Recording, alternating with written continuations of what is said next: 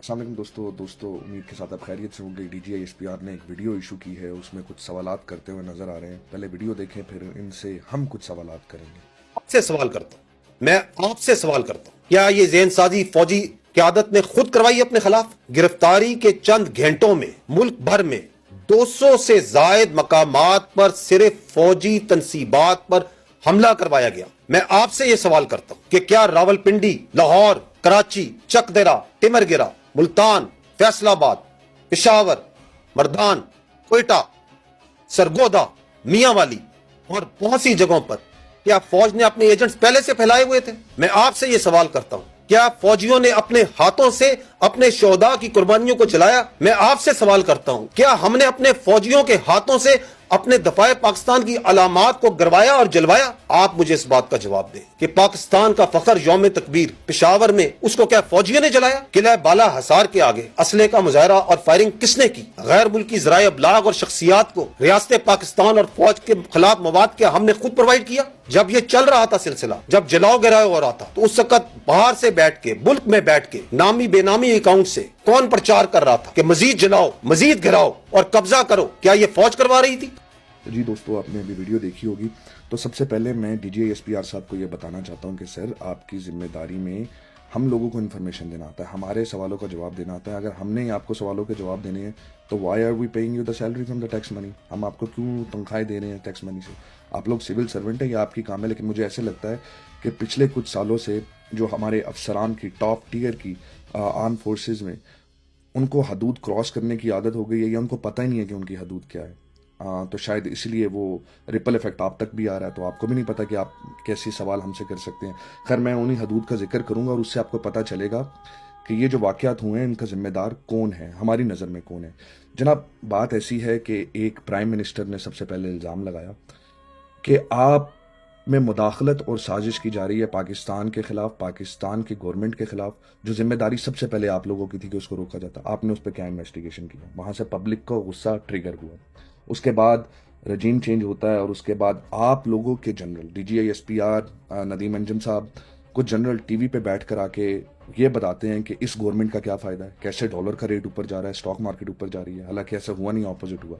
तो ये अवाम का गुस्से की वजह बनी। उसके बाद जब लोगों ने एहतजाज किया, अपना हक मांगा, इलेक्शन मांगने की कोशिश की और इलेक्टेड प्राइम मिनिस्टर को क्यों निकाला, हालांकि आप लोगों को इसमें कुछ लेना देना नहीं था, लेकिन आपके वेपन्स इस्तेमाल हुए, रेंजर्स को बुलाया गया, आंसू गैस इस्तेमाल की गई बच्चों पे, खवातीन पे, औरतों पे। अवाम का गुस्सा बढ़ा।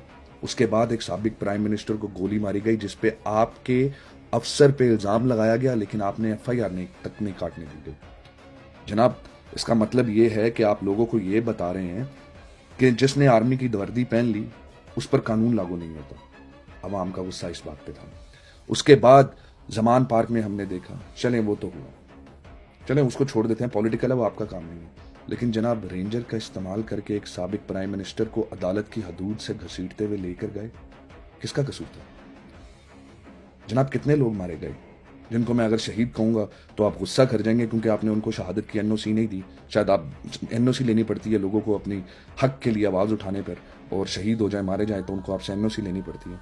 इस तरह की बातें करूंगा तो कल मेरे पे भी आप फौजी एक्ट लगा देंगे कि मैं भी दहशतगर्द हूँ। सिर्फ बताता चलूँ, मैं भी पाक आर्मी लवर था, मैं एयरफोर्स ज्वाइन करना चाहता था। खैर, बिसाइड द पॉइंट। तो जनाब, ये गुस्सा अवाम का था, PTI के लोगों का नहीं था। ये गुस्सा आप लोगों ने भड़काया, ये गुस्सा आप लोगों ने तय करवाया।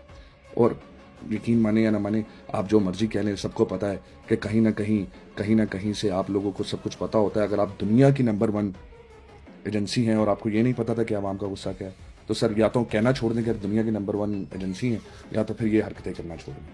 तो सर, फाइनली मैं आपको याद करवाता चलूँ कि आपने जो सवालात किए हैं, उनके सवालात के जवाब में मैं आपसे ये पूछना चाहूँगा कि जो 40 लोग मारे गए, उनका जवाब कौन देगा? क्या वो एक बिल्डिंग से 40 खानदान, एक बिल्डिंग की वैल्यू 40 खानदानों से ज़्यादा थी?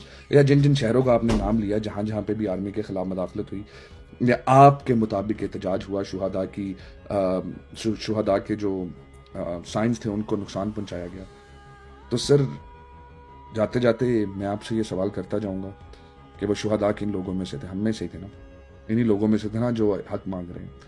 रिटायर्ड आर्म फोर्सेस के ऑफिसर भी तो बाहर निकले हुए थे। सर, हिम्मत पैदा करें, जनरल बाजवा का कोर्ट मार्शल करके दिखाएं, हक का साथ दें, आसिम मुनीर से सवाल करना सीखें। اور ان کو بتائیں کہ اوقات میں رہیں. You guys are civil servant, state کے ملازم ہیں, پاکستان کے ملازم ہیں, اور ہم لوگ اسٹیٹ ہیں. اور آخر میں جو آپ دشمن کی بات کرتے ہیں, میں صرف آپ کو یاد کروانا چاہتا ہوں کہ اس وقت تحریک آزادی جموں و کشمیر میں, انڈیا میں جیلوں میں جو لوگ بند ہیں, ان کی تعداد پاکستان میں پچھلے 1 سال میں اریسٹ ہونے والے لوگوں سے کم ہے. یعنی جو انڈیا میں جموں اور کشمیر میں انڈین فوج کر رہی ہیں, اس سے زیادہ اریسٹ, انلیگل اریسٹ اور پولیٹیکل اریسٹ آپ لوگوں نے کیے ہوئے.